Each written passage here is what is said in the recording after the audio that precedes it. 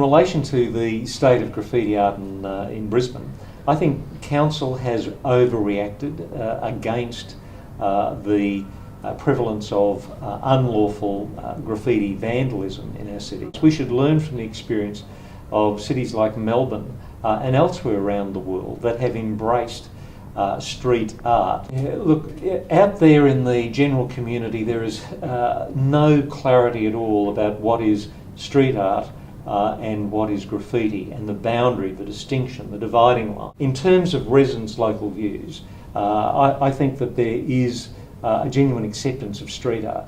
Down at Jamie's you've got a lot of stencil art, and people go there. It's a vibrant, gritty urban space.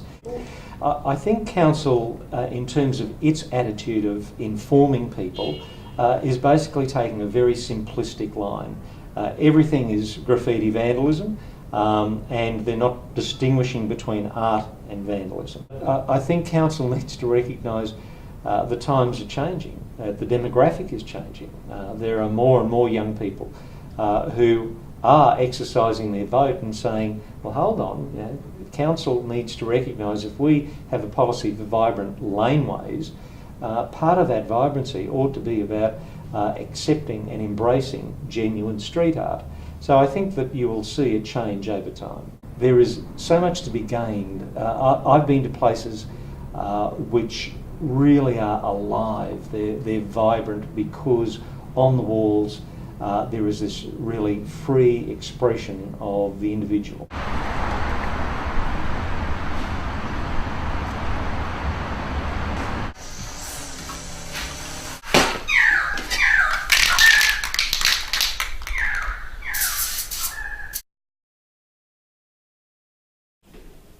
Well, thanks for joining us, Chris. Firstly, I'd like to ask you, how did you get into street art?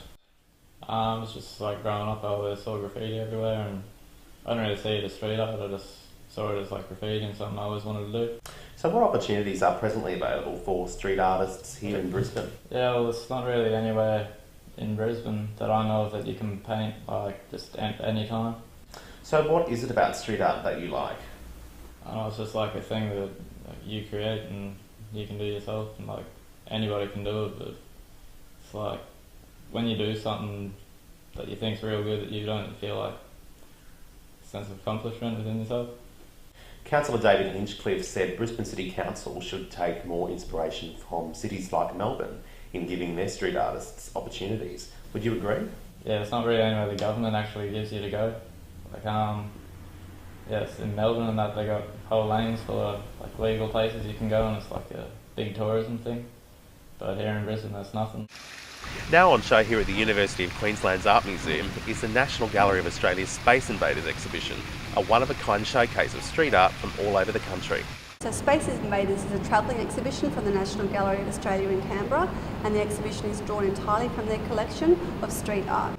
It is something interesting and different to what you would normally expect to find in a museum environment, and I think it raises questions in doing that, because basically what it says is, you know, what is the distinction between, say, vandalism and self-expression, and once you start bringing those objects into a gallery, you start raising those questions, and I think it's a really interesting approach.